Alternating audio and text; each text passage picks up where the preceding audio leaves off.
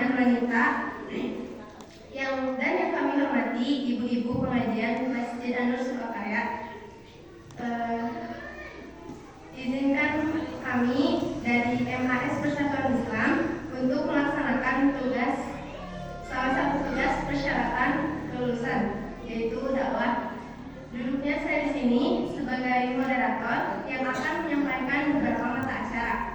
Acara yang pertama yaitu tausiah yang akan disampaikan oleh Saudari Zulfa.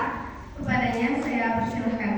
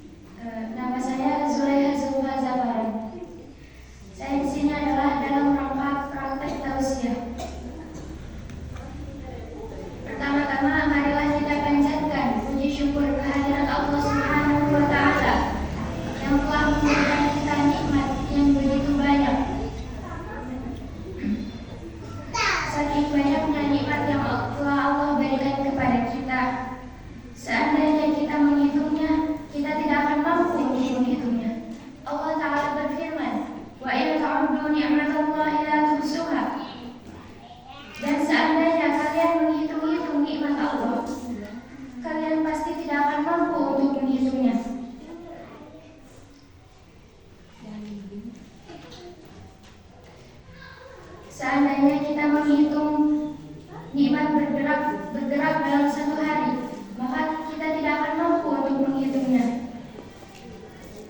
Coba bayangkan ibu sekalian, seandainya Allah menahan nafas kita dalam satu hari saja, dalam 1 jam saja, maka apa yang terjadi pada kita? Maka kita akan meninggal. Dan ibu sekalian, ini menunjukkan bahwa nikmat Allah begitu besar, begitu banyak, begitu mahal.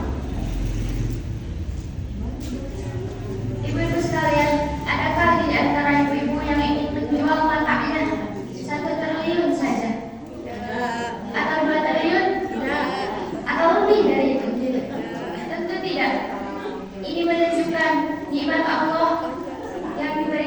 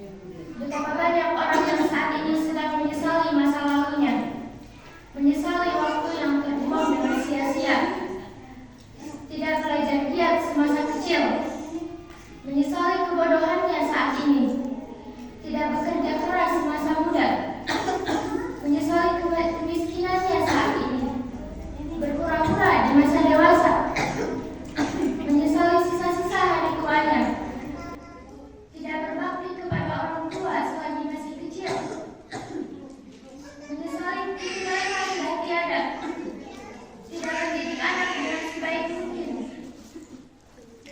menyesali punya anak yang membangkang dan tidak tahu agama. Betapa banyak manusia menyesali hari-hari yang sudah terlewati. Ibu-ibu sekalian yang dirahmati Allah Subhanahu wa Ta'ala, penyesalan di akhirat lebih besar. Seberapapun besar penyesalan seseorang selama di dunia, tidak lebih besar dari penyesalan di akhirat nanti. Di antara nama hari kiamat adalah Yaumul Hasrah. Apakah di sini ada yang tahu apa itu Yaumul Hasrah? Tidak. Ada yang tahu? Yaumul Hasrah yang berarti hari penyesalan yang sangat mendalam.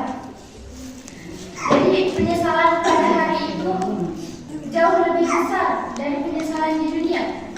Allah Subhanahu wa Ta'ala berfirman, "Wa anzirhum yawmal hasrah idh qudiyal amru wa hum fi ghaflatin wa hum la yu'minun."